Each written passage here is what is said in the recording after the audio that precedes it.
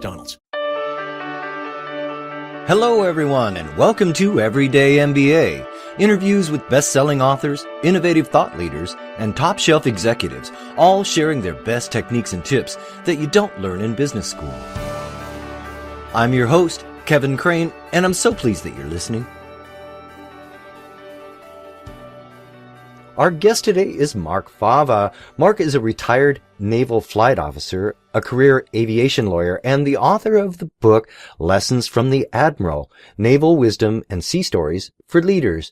In it, Mark draws on his experience as an aide to a Navy admiral, as well as his corporate legal career at a Fortune 100 company, to provide us with actionable insights on leadership, preparation, and adaptability. So, Mark, welcome to the program today. You are a retired naval flight officer and an admiral's aide, and your book is Lessons from the Admiral. Tell us a little bit more about those lessons and how they translate to business leadership. What are some specific qualities that bridge military and corporate success? Absolutely. First of all, Kevin, thank you so much for having me. It's such an honor to be on the podcast. It's definitely one of the best out there, and just a privilege to be here. Look, what I learned in the Navy was I was 6 years active duty, and then I was 24 years in the reserves. And when I was in the reserves, I was going back and forth either to a law firm or to a corporate practice. And I quickly realized that the things that were successful for me as a leader or as an aspiring leader in the Navy were the exact same traits and things that I could do in the civilian workforce to be successful. So that's really what I tried to capture. And it started, more than 30 years ago in my second and last job on active duty in the Navy, when I was an admiral's aide, watching and observing a great leader and figuring out, how do I take the traits that I really like about this person and go forward and make them a part of my fabric of leadership going forward. Now, you are all about leadership and preparation and adaptability. You emphasize those and attention to detail. Can you tell us about a time when preparation saved the day in your career? Sure. There's just been multiple times, and I've just been fascinated both as a lawyer and as a naval officer to observe when it's clear that somebody else in the room hasn't prepared. And it can be something very simple, Kevin. It can be something very simple as if you're going into a boardroom or to a conference room to pitch something before senior executives. If the day you are going to pitch that presentation is the first time you've walked in there, you're way behind, right? You should have checked it out. You should have tested everything. You should make sure when you're clicking the clicker, the things work. Just little simple traits like that are incredibly important. And the same was true back when I was with the Admiral. Every day I would say, okay, what am I doing? Where are we going? How are we getting there? And just something as simple as, following the route or knowing the route you've got to get to from point A to point B.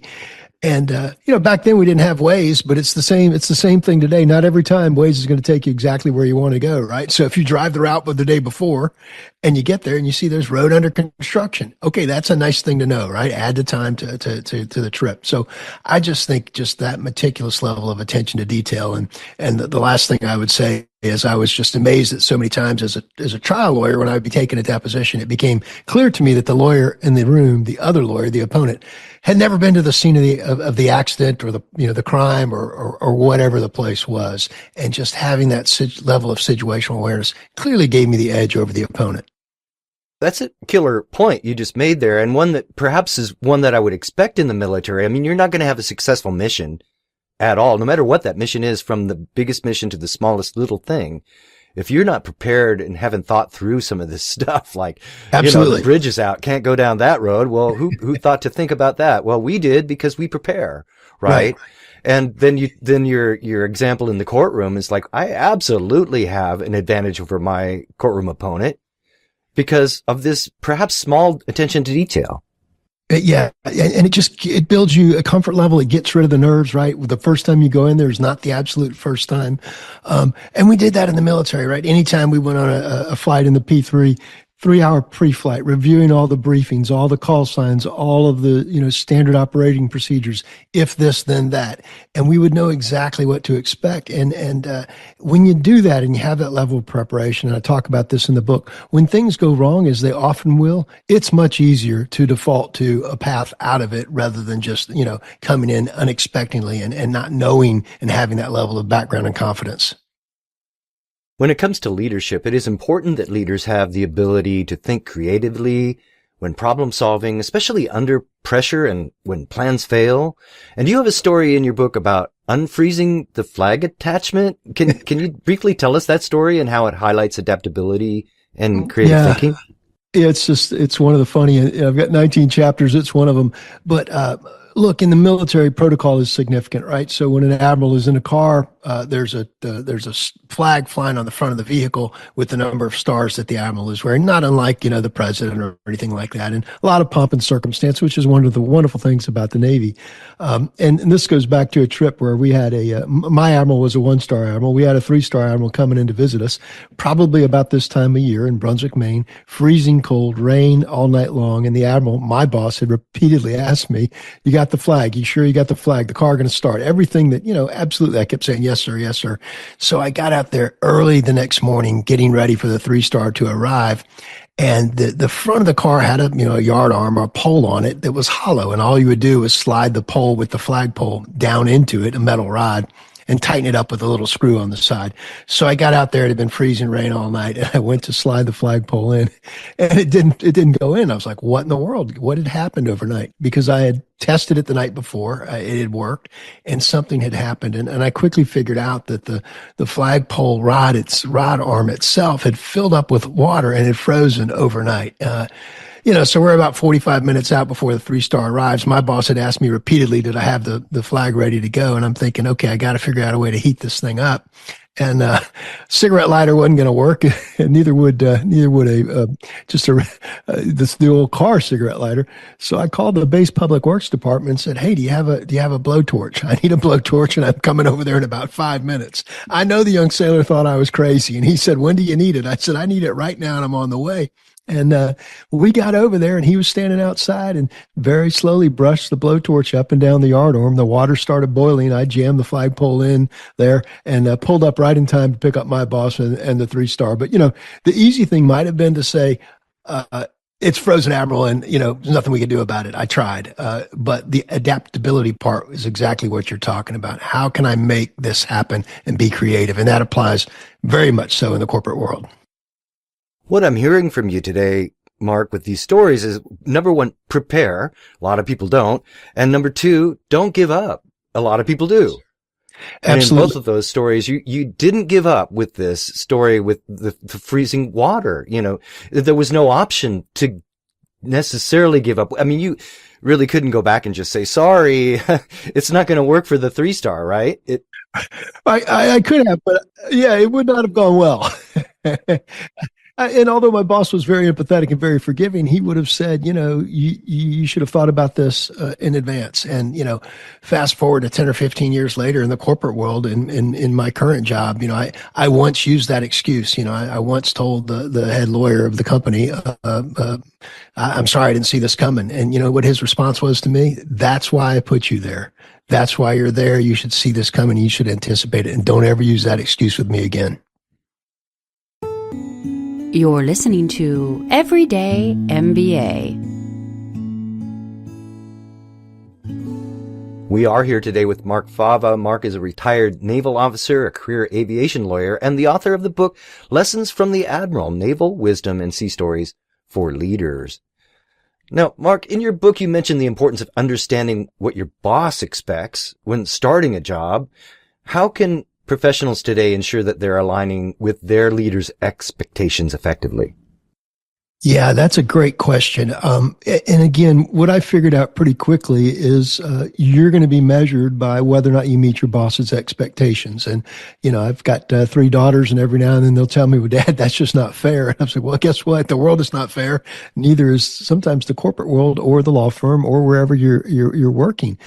But if you're going to be measured by your boss's expectation, gosh, you should know what those expectations are. And in my job as an aide, I talk about the first or second day, or maybe even the first or second week. I know it's chapter 1. The Admiral sent me down very quickly and told me like 5 things that he expected. And they were very, very clear to me. And I've talked to some people that say, "Well, my boss won't even talk to me. He's not even giving me a check-in brief." I said, "Okay, well, that's fine. Go talk to people who have worked for him or her before and ask them what he or she likes." I mean, it's just no excuse. Don't ever submit a document or a presentation without Okay, does anybody have a go by? Anybody done something given to her before that she really liked? And boy, the key also to understanding bosses, in addition to your colleagues and coworkers, is the administrative assistant. Boy, that group of professionals, if you wrap your arms around them and you thank them and you take care of them, they will bend over backwards for you. And many times they've saved me. And they'd say, you know what, he's not going to like this. You ought to submit it this way. He prefers to have it on Wednesday at 2:00 rather than, Wednesday at 5:00. The information is out there. It's your responsibility to figure it out, and then it'll lead to your ultimate success. Oh, I love what you just said there, Mark, because look, in business today, it's easy to say, oh, well, my boss never talks to me. I haven't had a review. And, I don't know. It's easy. I'll just give up like we were talking about. I don't need to worry. But you're talking about proactive preparedness, understanding exactly what your boss expects, what the expectations are of you in your role or your duty. And that is your responsibility to figure that out. Absolutely. And I've heard that too. People, well, I didn't get an evaluation last year. Well, did you ask for one? He didn't respond. Well, did you follow up and ask for another, follow up again? And did you ask the assistant for time on his or her calendar? And I just think that level of kind persistence pays off. Now, you also stress the value of empathy and helping others to succeed. How can leaders balance achieving their goals with fostering a collaborative and supportive environment for their teams? Yeah, I think it's very important that you hire and surround yourself with, once you become a leader or an aspiring leader, you hire and surround yourself in a team with good people. I know what my limitations are. I know what my strengths and weaknesses are. So I try and find the people, and I've tried to find the people who I know are strong, perhaps with something that I'm not very strong at. Maybe a great writer, right? And you and I know how important that is. It's critical in the legal business. It's critical in the corporate world. And once you find those people, you hold them accountable, right? You say, here's what I expect. Now the table's flipped. I'm the leader. I'm telling them what I expect. But then you let them run with the assignments, right? You let them do the tasks, and you give them all the credit for success. And if you don't leave, your position, with that responsibility and that duty to invest in other people to ensure that they're successful and to do your best to make sure they're promoted, then you're failing as a leader. And I think that's critically important. Well, leaders want great teams, and I want to be on a great team. And as someone who mentors other leaders, what traits do you think senior leaders most commonly look for or should look for in identifying team members and future leaders? And how can we as individuals position ourselves for those greater opportunities and responsibilities? Sure.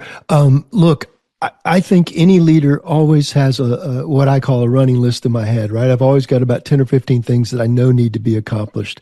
To the extent I can pass those on to individuals, all I want that individual to say is got it. There's nothing better than giving somebody an assignment and that person coming back with a simple 2-word, got it, in an email. Then that item moves off my list. And if that person is dependable and reliable and they know when I expect it to be done and it's going to be done and it's going to be done well, that's exactly the person I'm going to go to next time. So I would say be available, produce an excellent or an outstanding work product, and give the boss what he or she wants, and make sure it's on time. And that doesn't mean you always have to be the last one to leave the office on Friday afternoon, but maybe it does mean that if the boss is still there on Friday afternoon, you just hang out and you check in before you take off.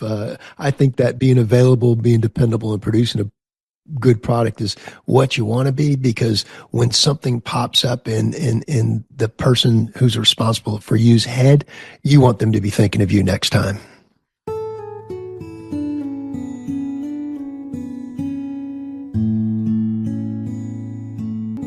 You are listening. You are listening. You are listening. You're listening to Everyday MBA. We have been speaking today with Mark Fava about his book, Lessons from the Admiral, Naval Wisdom and Sea Stories for Leaders. Now, Mark, you transitioned from a military career to a successful role in the private sector. What advice do you have for professionals trying to translate lessons from one career phase or one industry to another?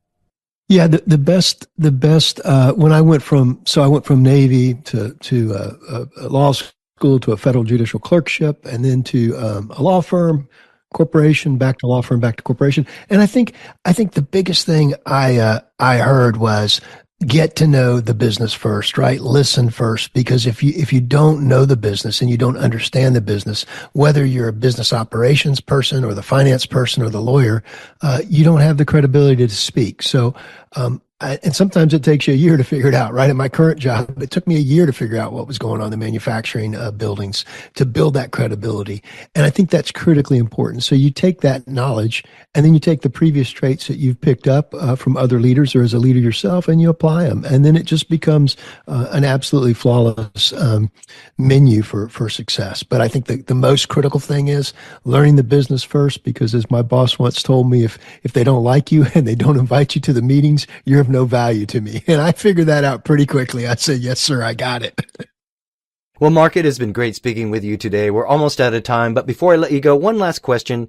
You've given us some great advice here today, but what was the best piece of advice that you ever received, and how has it shaped who you are? Yeah, the best piece of advice I ever received was, when you're a college midshipman in Naval ROTC, you graduate one day and then you're commissioned into the Navy the next day. And I never will forget my commissioning, because it was at the University of North Carolina at Chapel Hill. The day after we graduated, it might have been Mother's Day, at the Old Well on the campus of University of North Carolina. And my father at the time was a Navy captain. So I'm a young, brand new ensign getting ready to get commissioned. And he looks at me as he's commissioning me, and after he swears me in, and, mom's over there wiping tears from her eyes.